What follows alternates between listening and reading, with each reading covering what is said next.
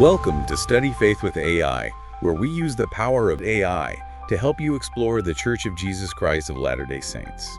I'm Meg Jensen. And I'm Paul Carter. And we're Google AIs. Whether you're a lifelong member or just starting to learn about the church, we're here to dive deep into its history, beliefs, and culture. So if you're ready to learn, you're in the right place. That's right. Let's get started. Welcome to the Deep Dive. Today we're getting into something pretty significant that often surfaces when discussing the Church of Jesus Christ of Latter-day Saints. Yeah, we're talking about religious scrupulosity and perfectionism, those two connected ideas. Exactly. And we've got some really interesting sources, chats from Mormon Stories podcast, Alyssa Grenfell on YouTube, but also some deep dives from BYU Studies articles. Right, looking at perfectionism, how parents might influence it, mental health, religion itself, the whole mix. Our mission today is really to unpack the nuances, striving for perfection, worrying about getting religion right. Are these big issues in the faith? What's behind them theologically and culturally? And it hits you right away, doesn't it? This potential paradox. A faith that talks so much about God's love, but also, has a lot of expectations. It makes you wonder, is it a framework for well-being? Or does it sometimes leave people feeling like they're, never quite good enough? Okay, so let's maybe start by defining our terms. What exactly are we talking about with perfectionism and scrupulosity? Good idea. Because perfectionism isn't always negative, right? Our sources point that out. There's a healthy kind. Like setting high goals, but being flexible. Yeah, exactly. And feeling satisfied with making progress, not demanding flawlessness immediately, like learning an instrument you want to improve, but you don't hate yourself for every missed note. Okay, but then there's the other side, the maladaptive or, toxic kind. That's where the harsh self-criticism comes in. Intense shame over mistakes, that all-or-nothing thinking. If it's not perfect, it's worthless. And the BYU Studies pieces mention something called discrepancy perfectionism. Yes, that feeling. Yeah. One article puts it as like, doing my best never seems to be enough. Right. No matter how hard you try, there's this gap between your performance and your standards. Yeah. And that gap, Yeah. it leads to shame, feeling fundamentally not good enough. And it's also socially prescribed perfectionism, that belief you have to meet certain standards, often external ones, just to get approval or love. Okay, so that's perfectionism. What about scrupulosity? So scrupulosity is described as a religious or moral type of OCD.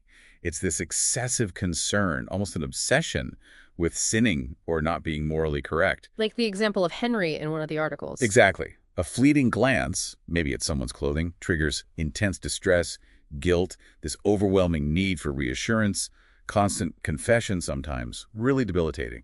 And research actually links these two, doesn't it? Toxic perfectionism and scrupulosity. It seems so. The idea is that unhealthy perfectionism, that constant pressure and fear of failure, can make someone more vulnerable to developing religious OCD. The worries just kind of bleed over. Okay, so with those definitions clarified, let's dig into the Latter-day Saint context specifically. What are some of the theological or cultural factors that might play into this? Well, you almost have to start with the big one. Be therefore perfect. That scripture from Matthew. Right, it's central. But how it's interpreted seems key. Is it an immediate command? Achieve this now. Or is it more of an eventual goal, something for the next life? Elder Nelson has spoken about this, clarifying that perfection in that ultimate sense is post-mortal. But even with that clarification, our sources suggest there can still be a really strong emphasis on human effort, on personal purity, maybe sometimes overshadowing the concept of grace.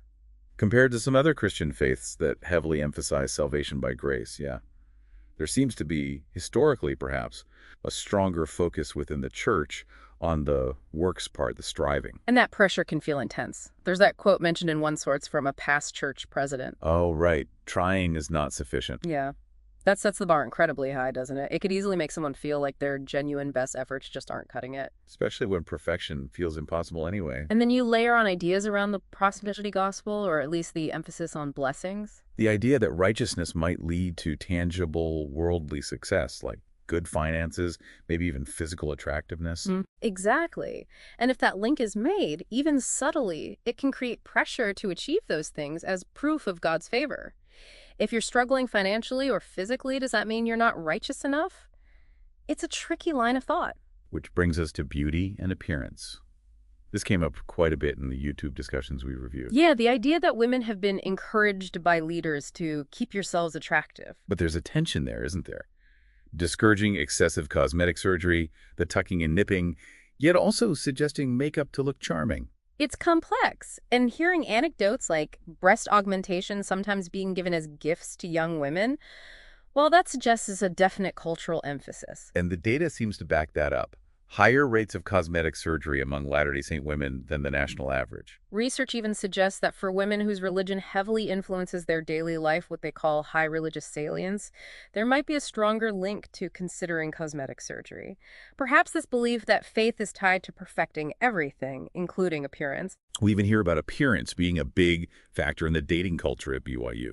So it's present. And on top of all that, you have the sheer volume of rules and expectations in what's often described as a high-demand religion. Right, it goes way beyond the Ten Commandments. You've got the word of wisdom, dress codes, temple covenants, tithing. One source mentioned a list of 613 rules members might feel expected to follow. That detailed framework naturally creates a lot to keep track of, a lot to potentially fall short on. And sometimes there's an encouragement towards black and white thinking, maybe less room for nuance. And that idea of staying far from the edge of the waterfall of sin. While meant to protect, it can definitely heighten anxiety. Like, is buying wine for cooking, even if you won't drink it, getting too close? That kind of worry. And these rules aren't always static. Modesty standards in the For the Strength of Youth pamphlet, for example, have changed over the years. Which can cause confusion, right? Yeah. Different generations having different understandings. Absolutely. Even things like tithing from a young age, sometimes on money already tithed, it shows the level of detail. And of course, temple ordinances. The temple recommend interviews focusing on worthiness. It all ties into this feeling of needing to measure up. So given all this background, the theology, the culture, the rules, do perfectionism and scrupulosity seem like significant challenges? The sources suggest, yeah, they really can be. We hear these accounts, people feeling chronically not good enough despite pouring so much effort and sacrifice into their faith. And when life throws curveballs, infertility, health issues, things you can't control, trying to reconcile that with these high ideals can be incredibly difficult. For some, it becomes a breaking point. So putting all these factors together, the theology, the culture, the rules, what's the actual impact on people?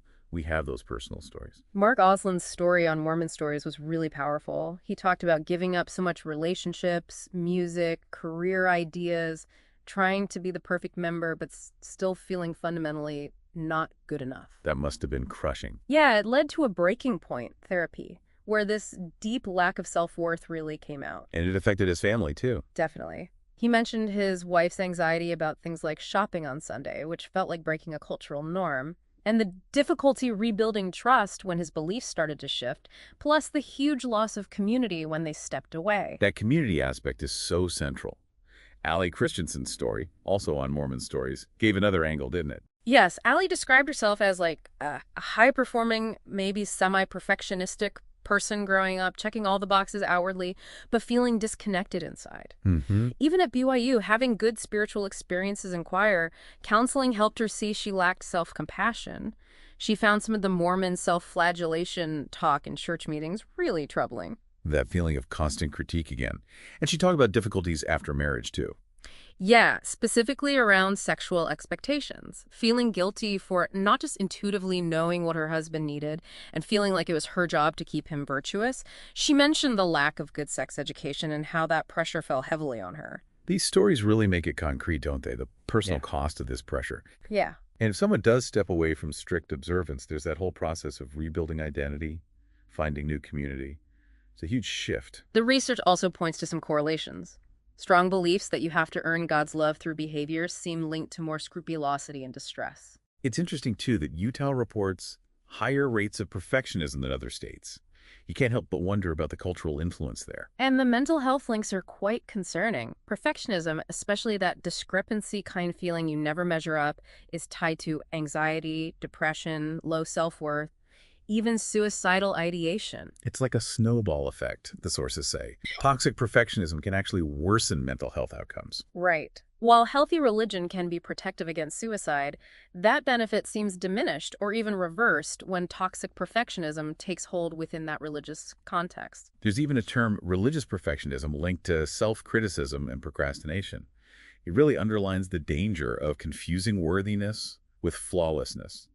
Okay, but then there's this paradox in the research you mentioned. What's that about?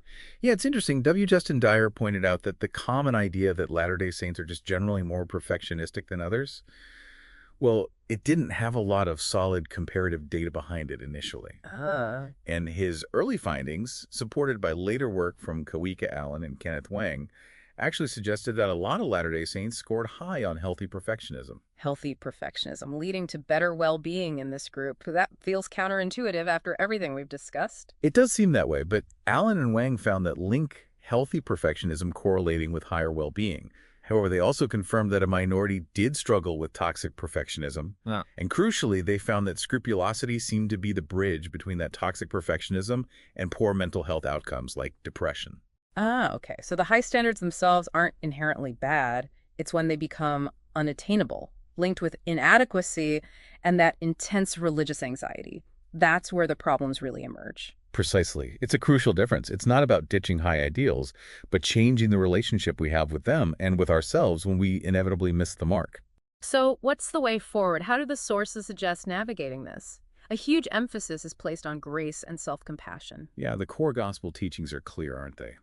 We can't perfect ourselves. Scriptures from Ephesians, Nephi, Alma, they all talk about being saved by grace through faith. Grace as an enabling power, God's love that's there despite our imperfections. The tricky part, though, can be actually accepting that grace, especially with the emphasis on works, on after all we can do. Exactly. That phrase can create uncertainty. When does grace kick in? Am I doing enough?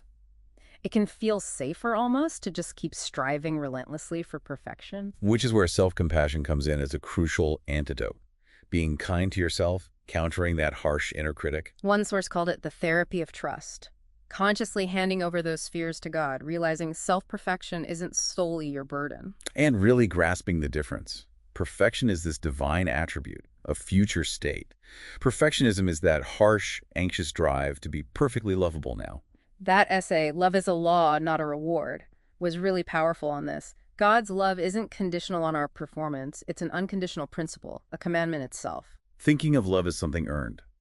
That's where the problems start. Self-hatred when you feel unworthy, or judgment towards others when you feel like you have earned it and they haven't. Yeah.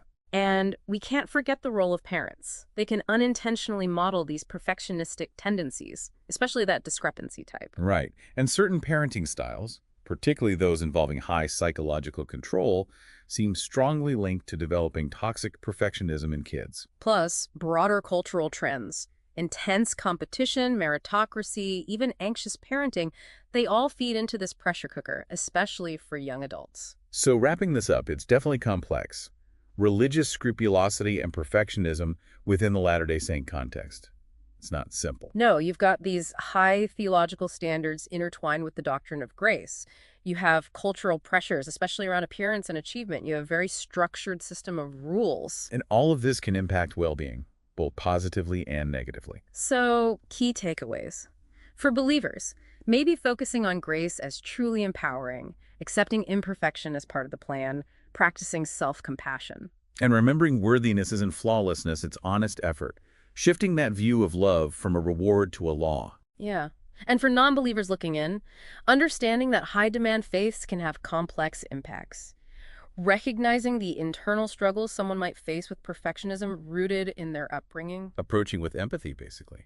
Avoiding stereotypes. Absolutely. Which leaves us with a final thought, something for you, the listener, to chew on. How can people in religions with high standards cultivate a healthy relationship with striving, without succumbing to damaging perfectionism? And maybe more pointedly, what role can religious leaders play in actively fostering that healthier balance and understanding? Definitely something worth pondering.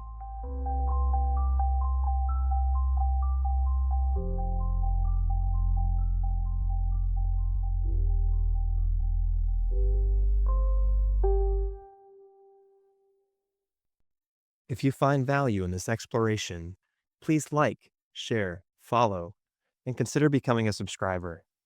Your contributions help keep these conversations going and allows us to maintain the highest quality production. You can find all the details at studyfaithwithai.com. Thank you for being part of this journey.